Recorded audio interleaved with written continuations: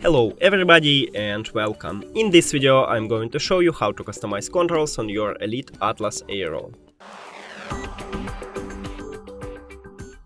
You have to start by opening the application, and right here we have actually controls here. So let's start with the bottom one, and this is to enable something. So we have some features here. Let's say I wanna enable Game Bus Boost with this button, so click on it. And the second one is to change it. So right here with this button we activate this Game Bus Boost, and with the second one we change it. So choose the best one for you again, and I will show it to you on the Game Bus Boost. Now I will show you.